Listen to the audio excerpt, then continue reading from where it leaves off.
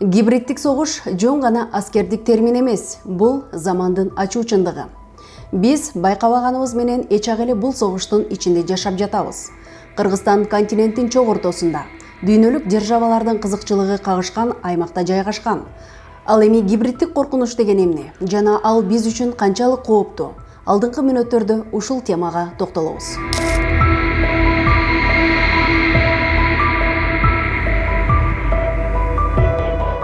Гибриддик согуштун маңызын жөнөкөй тил менен түшүндүрөлү. Элестеткиле, кошунаңыз менен мамилеңиз начар. Эгер ал тосмону бузуп кирип, мушташ чыгарып же таштандыргытса, бул кадимки эле согуш. Ал эми кошунаңыз сиз жөнүндө үйүндө жатып алып арак ичет деп ушак таратса, электрикке акча берип жарыгыңызды өчүртсө, Wi-Fi сыр сөзүңүздү уурдап башкаларга таратса, түн ичинде тосмоңузду акырын жылдырып коюп, эртең менен мен кылган жокмун деп карганып турса, бул гибриддик согуш. Бир өлкө экинчи өлкөгө зыян келтирүү аракетин көрөт, бирок аны моюнга албаган ыкма.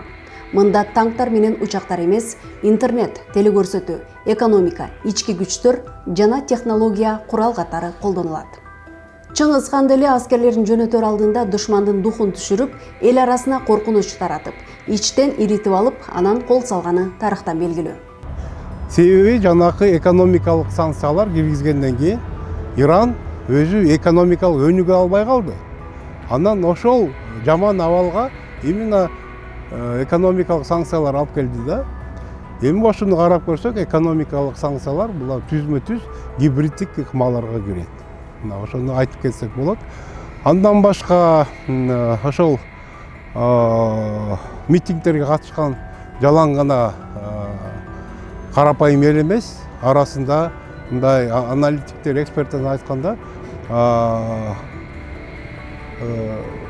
радикалдуу группалар катышып атат. Мисалы, курдтардын формированиялары, такфириттер катышып атат, ИГИЛдин мүчөлөрү катышып атат. Биз күн сайын санкция, фейк кабар, кибер чабуул же дезинформация деген сөздөрдү угуп келебиз. Карапайым адамга бул коопсуз эле сезилиши мүмкүн. Бирок мунун баары душмандын көрүнбөс куралы. Бир эле жалган маалымат тынч өтүп жаткан митингди кадимки жарандык согушка айлантып жибериши ыктымал. Мындайда баары сырттан башкарылып, радикалдык топтор отун катары колдонулат. Мисалы, Ирандагы абалды алалы. Айрымдар муну ички көйгөй десе, серепчилер гибриддик согуштун классикалык үлгүсү катары баалашат. Теолог Кадыр Маликов бул тууралуу мындай дейт. Бул өзүнөн өзү чыккан нааразычылык эмес, бул атайын кызматтар, медиа жана социалдык тармактар аркылуу даярдалган системдүү технология.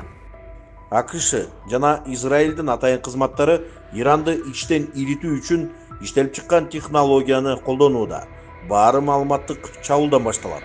Соц тармактар аркылуу элдин мээсине бийлик жаман деген түшүнүктү куюп, жасалма видеолор менен башаламандыкка чакырышат. Батыш медиалары атүгүл бийликти колдоп чыккан элди да оппозиция катары көрсөтүүгө кызыктар. Борбор Азия азырынча тынч аймак саналганы менен Ирандагы окуялар бизди кооптондурбай койбойт. Саясаттануучу Эмилбек Жороевдин пикиринде биз келечек тууралуу азыртан олуттуу ойлонушубуз керек. Азыр бизде коом ичинде Иран сыяктуу, албетте Кудайга шүгүр, бизде идеологиялык бир ажырым жок.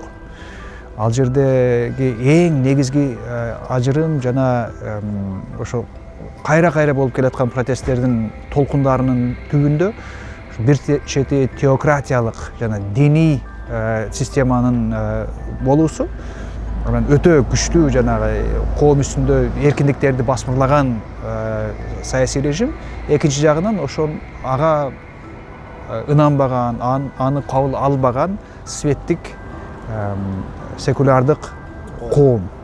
Ошонун кагылышы ар кайсы себептер боюнча, кээде экономикалык себептер, мына акыркысында инфляция себеп болуптур, бирок анын түпкүрүндө ошол идеологиялык бир ажырым бар.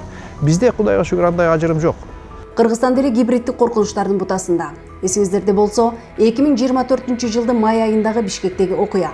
Студенттердин ортосундагы кадимки эле турмуштук мушташ эл аралык чатакка айланып кете жаздаган. Соц тармактардагы видеолор элдин ачуусун мигранттарга багыттап, Болот Темиров өңдүү журналисттер кичинекей чырды чоң кризиске айлантууга аракет кылышкан. Бул коомдун реакциясын текшерген репетиция болгон. Иранда азыр эл арасына чагымчылар кирип, тынч митингди зордук зомбулукка айлантып жатышат. Террордук топторду колдонуп, элдин ишенимине сокку урууда. Өкүнүчтүүсү биздин жаштар маалыматтын агымына кирип кетип, окуянын түпкү маңызын аңдабай калышууда. Дагы бир мисал орусиялык алып баруучу Владимир Соловьевдун чуулгандуу билдирүүлөрү. Коомдо аны өлкөгө киргизбөө талаптары да айтылды. Бирок президенттин басма сөз катчысы Асхат Алыгөзов белгилегендей, мындай билдирүүлөргө ашыкча маани берүүнүн кажети жок. Бул жөн гана эфирдеги жоопкерчиликсиз сөздөр. Геосаясаттын эрежеси ушундай. Гибриддик согуштун башкы максаты элдин башын айлантуу, бийликтин беделин түшүрүү жана ич ара араздаштыруу. Мамлекеттик органдар коррупциянын очогу деген пикирди мээге сиңирип коюу жетиштүү. Андан аркысын башаламандык өзү бүтүрөт. Ар бир өз ой пикирин айтып, кээ бирлери бирөөнү жактаса, кээ бирлери кайра аны аябай сөгүп, ыплас сөздөрдү айтканга чейин барат. Кээ бирлери бир окуя боюнча бирөөлөр интервью берсе, же болбосо ошол боюнча өз ой пикирин айтса, ага жакпай калса, же ошол мамлекет жакпай калса, ошолорду өлтүрүш керек, жардырыш керек деген ар кандай мындай одоно экстремист сөздөрдү айтканга чыгат. То есть коомдогу биздин жарандардын көбү активдүү баягы өзүнчө баягы саясатчы болуп кетти да. И саясатка бизде абдан катуу көңүл буруп калды. Мунун баардыгы маалымат ресурстарынын акыркы убактагы таасири жогорку деңгээлге чыгып кетти. Демек, бүгүнкү күндүн эң татаал согушу бул адамдын акылы үчүн болгон күрөш. Душман көрүнбөйт, ал сиздин телефонуңузда, маалымат айдыңында. Азыр маалымат агартуу үчүн эмес, эмоция калтырып, туура эмес кадамга түртүү үчүн берилип жатат. Ошондуктан ар бир кабарды акыл электен өткөрүп, сезимге алдырбай, сын көз караш менен талдоо өлкө коопсуздугунун кепилдиги.